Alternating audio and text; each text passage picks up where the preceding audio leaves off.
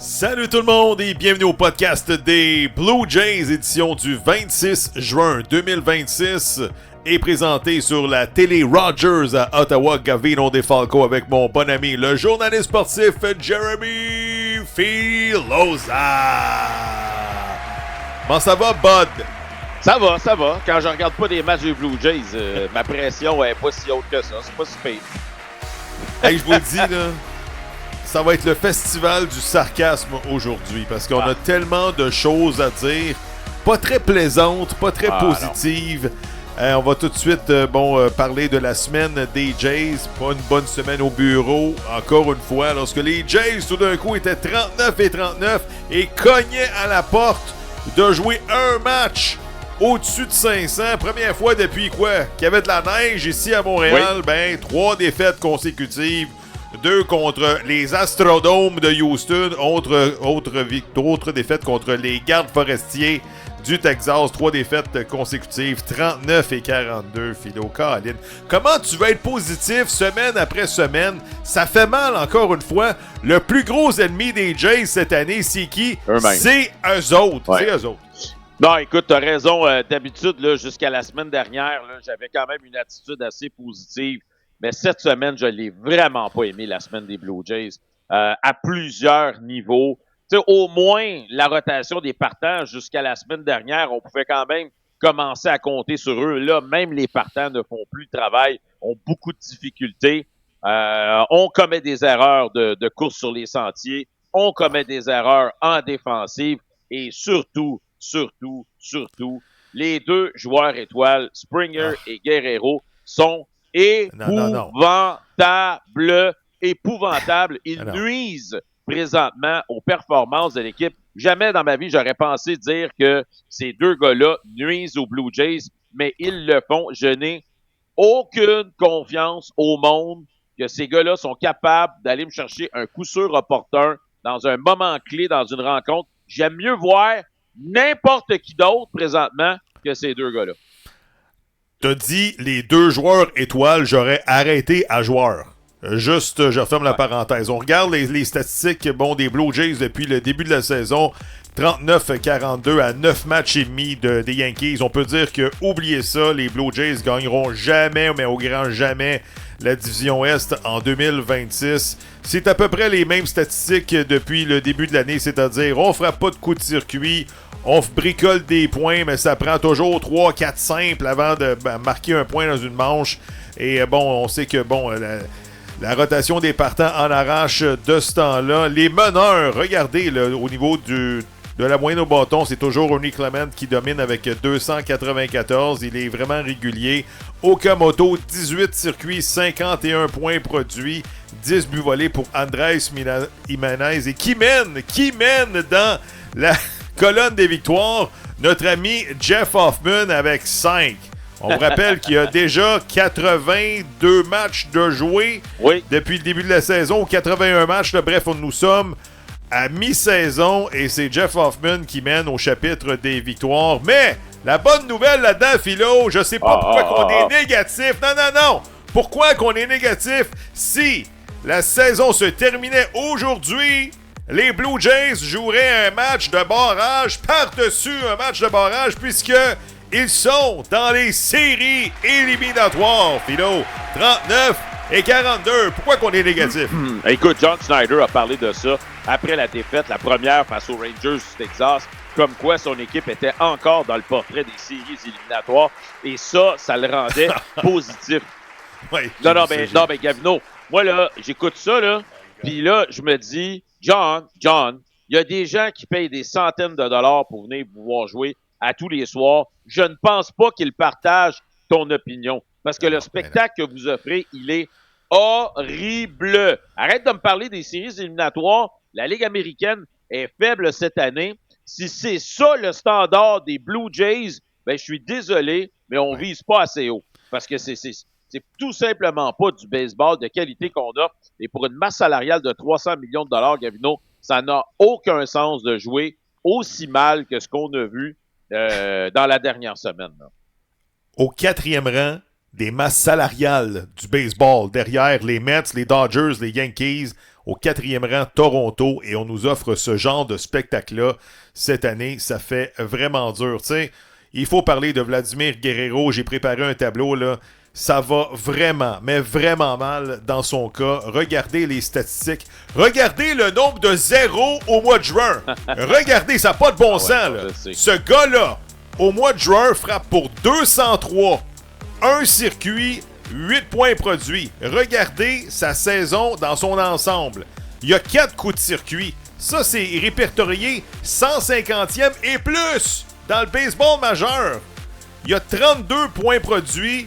Il est à égalité au 115e rang du baseball majeur, frappe pour 273. Ça ne fait que péricliter depuis un bon mois d'avril, mois de mai ordinaire, mois de juin horrible, et on continue à le faire frapper au 2e ou au 3e rang.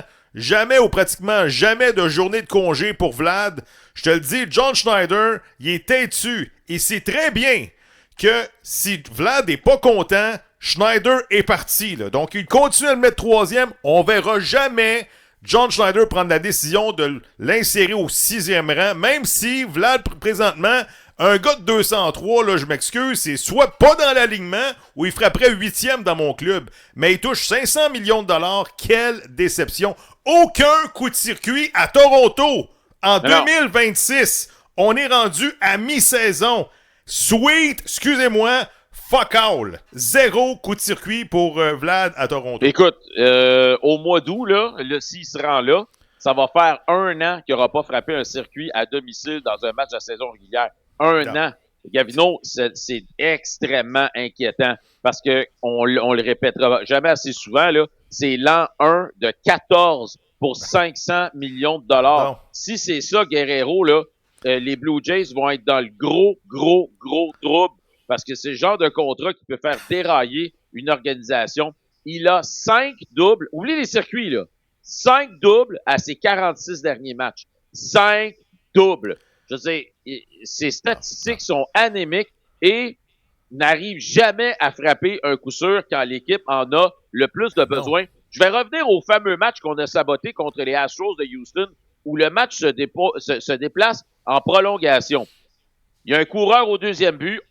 Jimenez dépose l'amorti. Le coureur arrive au 3e. On a un coureur au 3e. Moins que 2 retraits. Springer et Guerrero s'amènent à la plaque. Et le lanceur des Astros, c'est une verte recrue. Alors, je me dis, écoute, l'avantage est là. Tout ce que tu as à faire, c'est retrousser un ballon au champ extérieur. Et ni Guerrero, ni Springer n'arrivent à faire le travail. Moi là, puis là, je regarde l'élan de Springer, là, Gavino. Un faible roulant, mais quand je dis faible, là, faible roulant à l'avant-champ. L'avant-champ joue rapproché, qui ne donne aucune chance au coureur. Puis je me dis, hey, George, c'est la prolongation. Tu as un coureur au 3e but. Il y a moins que 2 retraits. Swing fort! Swing fort! Est-ce qu'on va faire ça? Swing fort! Si le joueur d'avant-champ, qui frappe une flèche des mains, ben je dirais, regarde, chapeau. Non! Faible roulant à l'avant-champ. Un check swing quasiment, là, tu sais. Oui, je sais. Come on, George. Si tu décides que tu veux t'élancer, s'il te plaît, lance-toi avec puissance. On dirait que George, il a oublié c'est quoi tous les concepts du baseball à la plaque, avoir un plan de match. Avoir un plan de match. Puis Guerrero, je l'ai inclus là-dedans, là. Non, mais pouvez-vous avoir un plan de match quand vous arrivez à la plaque? Est-ce possible? John Schneider a dit après le match contre Texas jeudi, il est encouragé par la présence au bâton de Vladimir Guerrero. Il dit il a connu une bonne présence au bâton. Il a fait travailler le lanceur de l'autre côté. Je pense qu'il a vu 11 ou 12 lancés. Il dit, je vois des choses positives. En passant, ça s'est résulté par un retrait au bâton. Je m'excuse, là, mais jamais au grand jamais, Tony La Russa ou Joe Girardi ou un gérant de cette ampleur-là aurait dit bon, je suis satisfait de A-Rod, c'est fait striker, mais quand même, il a vu 11 ou 12 lancés à la plaque. Hey! C'est ton meilleur joueur, frappe 4 circuits cette année! S'il y avait des stats moyennes, c'est-à-dire, disons, 12 circuits, 48 points produits, ton club aurait au moins 4 ou 5 victoires de plus. Il te fait des mains depuis le début de l'année. Oui, défensivement, il est bon, mais tu le payes pas pour ça, là. Tu le payes pas pour son jeu en défensive. Il y a 4 coups de circuit, c'est pas normal. Qui va replacer Vladimir Guerrero? Je m'excuse, est-ce que c'était Don Mattingly qui avait, une bonne influence sur lui? Il est où le Vlad qui a frappé 40-45 circuits il y a une couple d'années? Ce n'est même plus une menace au bâton. C'est monsieur double jeu, Philo. Non, je sais, ça va pas bien présentement. Il est perdu. Puis comme j'ai dit tout à l'heure, ces propos-là de John Schneider, c'est pas ça que les fans veulent entendre. Tu sais, à un moment donné, là, tu peux-tu kicker une poubelle une fois de temps en temps? Tu peux-tu te fâcher une fois de temps en temps? Tu peux-tu sortir dans les médias puis dire, hey, nos meilleurs, là, faut qu'ils commencent à être les meilleurs parce que sinon, on s'en sortira pas. Ça n'a pas de bon sens. Tu viens de le dire, 500 millions de dollars. On se contente de dire qu'il y a eu une bonne présence au bâton. Je suis désolé, mais dans les 12 tirs qu'il a vus, Gavino, il y en avait 8 à l'extérieur de la zone des prises. Moi, j'ai pas de problème. Si tu frappes des fausses balles, la balle est dans la zone des prises, c'est pas ton pitch. Tu frappes une fausse balle, tu tires l'apparition au bâton. On voit souvent des gars comme Lucas et Straw faire ça. Mais quand les pitchs sont à l'extérieur de la zone des prises, puis ça fait au moins 4 pitchs que tu aurais dû être au premier avec un but sur balle, mais tu t'étais lancé à chaque fois. Je suis désolé, mais pour moi, ça constitue pas une bonne apparition au bâton. Mais t'as-tu remarqué qu'on dirait que même son langage corporel à cette heure, il lance plus son casque. Il sait que il va être retiré sur un faible roulant. Il arrive au premier but, dépose son casque et puis enlève ses gants puis retourne en défensive. Souvent, même son langage corporel, on dirait qu'il a abandonné sur la saison. Un autre qui va très très mal, notre ami George Springer, qui touche un salaire de 25 millions par année. Là. 25, Vlad, c'est un vrai 35, donc 60 millions à ces deux joueurs-là, combinés, là, c'est comme si tu payais un gars 60 millions par année, puis à la fin de l'année, ils ont des stats de vrai 250 de moyenne, 12 coups de circuit, 50 points produits. T'sais, on regarde le mois de juin de George, c'est pas mieux, c'est 2,36, il frappe premier, il y a un but volé. Il y a 3 buts volés. 3 buts volés en un mois. Comment tu veux gagner? C'est ton frappeur désigné, puis je le répète, là, ton frappeur désigné, c'est supposé être un gars dangereux dans n'importe quelle organisation. C'est un gars que tu dis, il est pas assez bon pour jouer en défensive, mais quand il arrive au bâton, c'est tout un spectacle. C'est toute une menace. C'est la menace du circuit de 3 points. Nous autres, il frappe premier, il y a 3 buts volés, il frappe 2,36 au mois de juin. Non, ça n'a aucun sens. La seule bonne nouvelle, je te dirais, Gavino, c'est que le contrat de George Springer arrive à échéance à la fin de l'année. Springer est redevenu le Springer de 2024, qui a connu une saison catastrophique, épouvantable, et dont plusieurs disaient qu'il fallait que les Blue Jays rachètent son contrat. Bon, là, la bonne nouvelle, c'est que Springer, à la fin de l'année, son contrat arrive à échéance. Donc, si les Blue Jays veulent avancer, à la date limite des transactions, ou même aujourd'hui, si possible, va te chercher un joueur capable d'être ton premier frappeur, parce que si tu peux mettre après ça Clement, Lucas, ça c'est tes 3 premiers. Et là, Guerrero, c'est ton 4e, mais Guerrero, t'es prêt avec. T'es prêt avec depuis 14 ans, tu peux pas le mettre en nulle part. Ben, tu peux avoir quelque chose qui a de l'allure. Mais Springer, tu lui dois plus rien. Là. Je veux dire, il est rendu à la fin de son contrat. S'il performe pas, ben passons à autre chose, puis à la fin de l'année, tu le laisses partir, tout simplement. Mais tu dois trouver une solution à cela. Tu peux pas t'asseoir là-dessus puis dire, on va rider ça, on va surfer jusqu'à la fin de l'année. Il n'y a pas de problème. Parce que George est en train vraiment de te faire mal présentement. Parce que là, c'est quoi le festival des excuses? Là? Je veux dire, t'as un club relativement en santé au bâton. Il manque juste Barger. Barger, je veux dire, il vient quand? On sait pas. On l'attend toujours. Il n'y a pas vraiment des bonnes nouvelles dans son cas. C'est pas comme lundi prochain, il va jouer. C'est toujours deuxième opinion, troisième opinion. J'ai hâte de voir ce qui va arriver avec... En tout cas, il est supposé commencer à jouer des matchs dans les ligues mineures très bientôt. Mais Gavino, le retour des blessés ne nous a pas donné quoi que ce soit d'intéressant. Kirk a connu un bon match et ensuite éteint complètement. Je veux dire, c'est Kirk. On le sait, ce qu'il peut nous donner, ce qu'il peut pas nous donner. Ce qui est plate là-dedans, Gavino, je vais te le dire, c'est que Valenzuela faisait très, très, très, très bien lorsque Kirk est revenu. À un tel point où on a dit bye-bye à Heinemann, on a décidé que Valenzuela restait. Sauf que John Schneider, je sais pas pourquoi, mais ne lui donne pas d'apparition au bâton quand il est pas derrière le marbre. Mais là, comme frappeur de choix, là, le gars, là, il est devenu frette. parce qu'il frappe plus. Puis là, non seulement il est là, puis il frappe plus, il joue peu. Je veux dire, t'as scrappé littéralement une position où t'avais un bon petit coup de bâton une fois de temps en temps. Là, Kirk frappe pas, Valenzuela non plus. Je comprends pas. C'est quoi le raisonnement, selon toi, de je pas sais mettre pas, mais le Valenzuela comme frappeur de choix une fois de temps en temps? T'as un bon point. Et lorsque Kirk est revenu au jeu, c'était un vendredi soir, il a frappé genre 2 doubles, 3 coups sûrs. Le lendemain après-midi, il joue pas. Il joue pas. T'es gars chauds, t'es gars hot, t'es pas capable d'enchaîner 2-3 matchs. Tu dis, non, c'est un lanceur gaucher aujourd'hui au droitier. Là. J'ai pas le choix de changer ma formation. Il fait toujours ça, John Schneider, tout le temps. Le baseball, là, c'est une game de timing. Les gars qui sont hot et qui frappent, là, il faut qu'ils restent là parce que quand tu vois des apparitions au bâton à tous les jours, c'est comme ça que tu vas chercher des séquences positives. Là, Valenzuela, c'est un gars trop jeune, sans expérience, pour dire, ben vas-y une fois à tous les 3-4 jours, puis essaye de nous frapper un coup sûr opportun. Ça marche pas de même. Puis Springer, s'il fait pas un job comme frappeur de choix, mais Valenzuela, tu vas avoir 2 receveurs dans l'alignement, mais au moins peut-être que ce gars-là, une fois de temps en temps, il peut te frapper un circuit qui peut aider ton équipe. Rapidement, la défaite contre Houston, on regarde des images. 4. And he hits the ball deep to left field. On towards the line comes Schneider, tagging his Alvarez. We're going to be tied at 6. Alvarez crosses the plate. Cam Smith with a sacrifice fly. J'ai pas compris ça. T'as une fiche de 39 et 39. T'as une chance de jouer un match à haute 500. Tu mènes 6-5 contre les Astros de Houston. La veille, Louis Varland avait effectué 12 lancés. Puis la veille, il avait pas joué.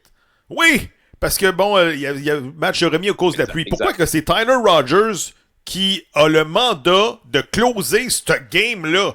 À chaque fois qu'il y a eu un match important, lorsqu'on peut dépasser le niveau de 500, John Schneider nous sort un releveur. Oui, non, tu sais très bien que Tyler Rogers, il va forcer les gars à frapper des balles. Oui. Il n'y a aucune balle rapide, il retire personne sur des prises. Non, c'est des le roulants. danger, les Houston en a profité, ils ont créé l'égalité puis se sont sauvés avec la victoire. Il était où Louis Varland dans ce match-là? Ah, écoute, pourquoi que c'est pas lui qui a embarqué en 9e? Sûrement que John Schneider sait des choses sur Louis Varland que nous, on sait pas. Mais c'est sûr qu'on s'est tous posé la même question. Dimanche, il n'a pas joué. Lundi, il a effectué 12 tirs. Il est disponible mardi. Non? Ben, il était pas disponible, ça a l'air. Il était assis sur sa chaise dans l'enclos. Il faisait d'autres choses, des mots croisés, je sais pas.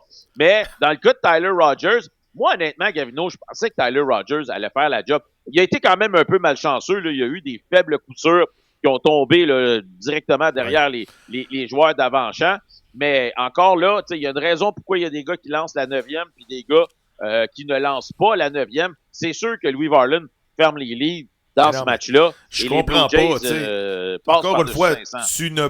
tu ne gagnes pas avec des... Je comprends Tyler Rogers, il est bon, mais passer la 8e manche, il strike personne sur des prises. Pourquoi t'as pris la chance d'amener Rogers lorsque t'as le momentum dans la saison, t'essaies de faire virer de ça de bord, ça se retourne contre toi, puis là, c'est 3 défaites consécutives, puis là, tu sais, encore une fois, tu regardes le niveau de 500, puis tu l'atteins pas, là, tu régresses, puis là, en fin de semaine, c'est Patrick Corbin, encore une fois, tu risques d'avoir une 4e défaite de suite. Vas-y, rapidement, Philo. Le 4 avril, les Blue Jays sont à 4 victoires, 4 défaites.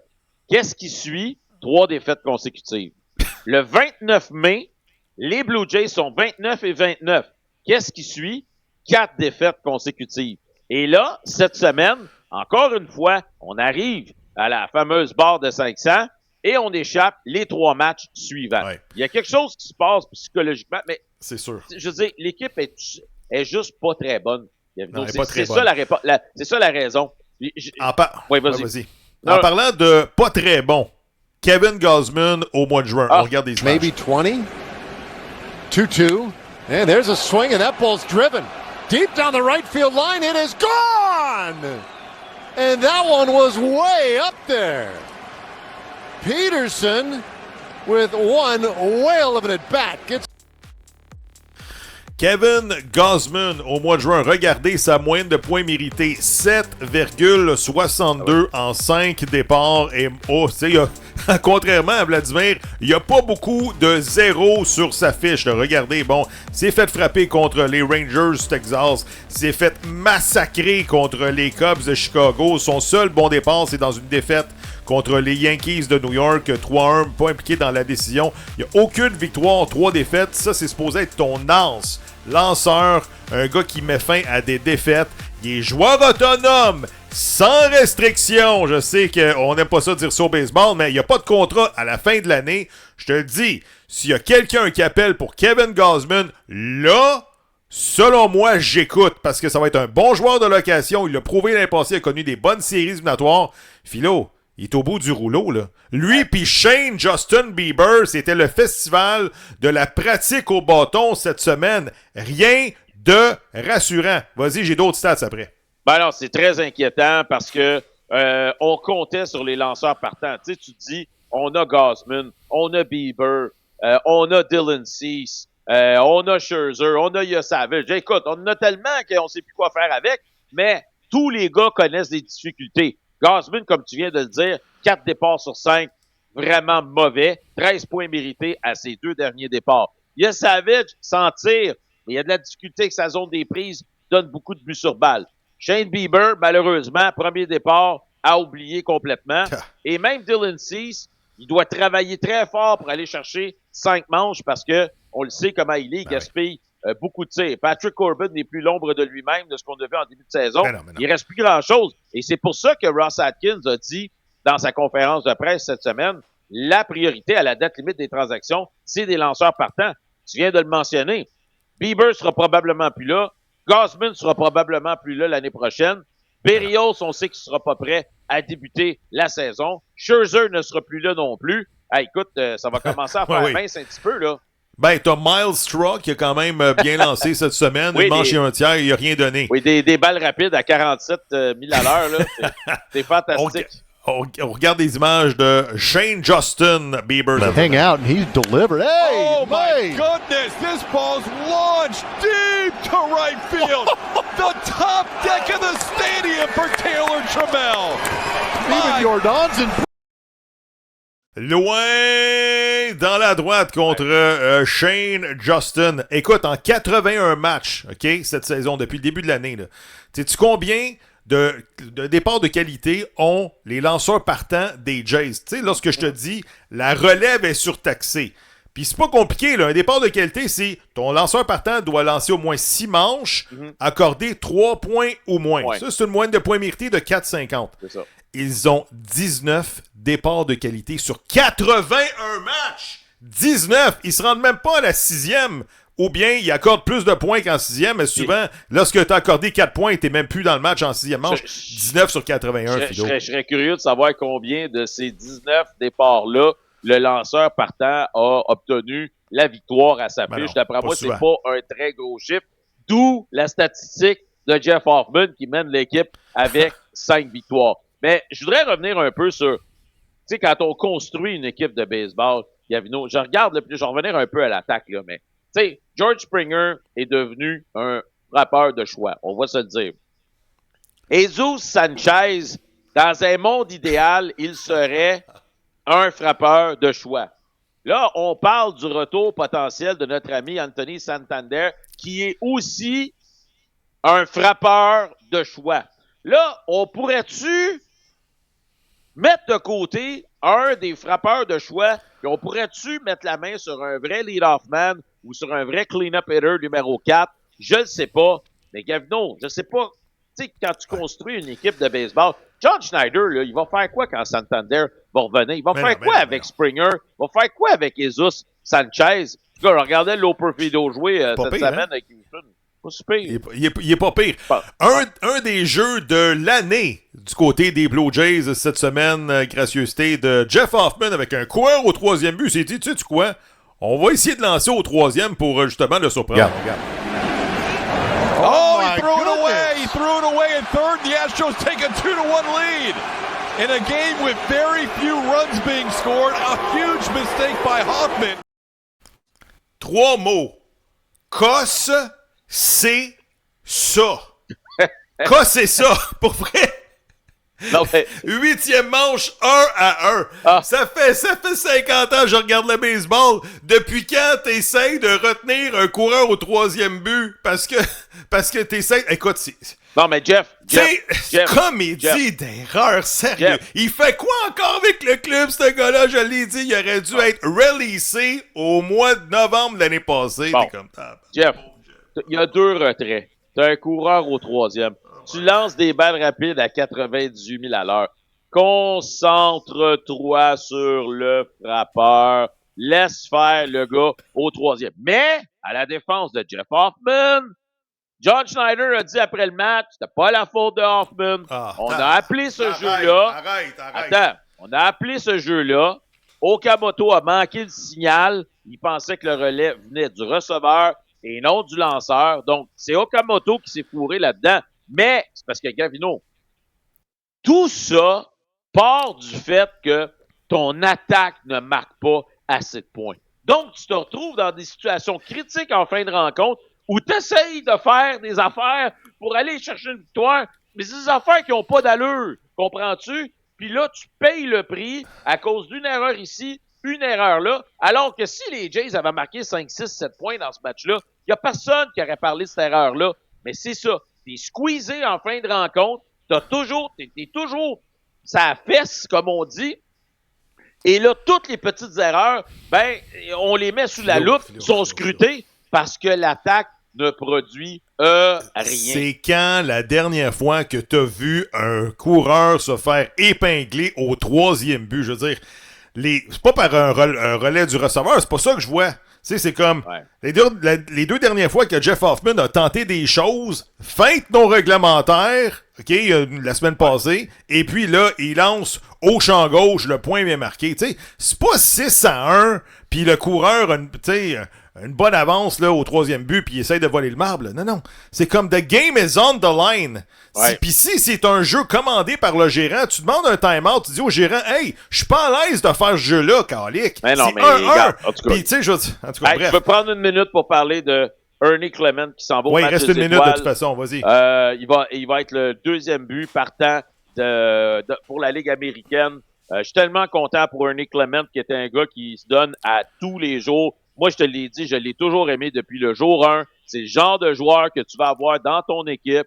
Des gars comme Clement, des gars comme Lucas, des gars comme Strauss, tu sais qu'ils vont tout donner sur le terrain. C'est pas des superstars, mais ils laissent tout sur le terrain. Tu n'as jamais besoin de t'inquiéter que ces gars-là vont pas faire le travail. Donc, très, très content pour Ernie Clement. Au moins, et sais-tu quoi? On risque d'avoir beaucoup de Blue Jays au match des étoiles, dont Vlad, dont Springer et même Jesus Sanchez comme voltigeur. Attache ta tuque. Ces gars-là sont bien mieux de rester chez eux. Moi, là, je dirais publiquement, écoutez, là, j'ai pas mérité d'aller au match des étoiles cette année. On va laisser ma place à quelqu'un. Philo, c'est la fin de l'émission. Et au nom de Jérémy Filosa, ici Gavino Defalco qui vous dit à très bientôt. Podcast des Blue Jays présenté sur la télé de Rogers. Salut Philo, bye bye.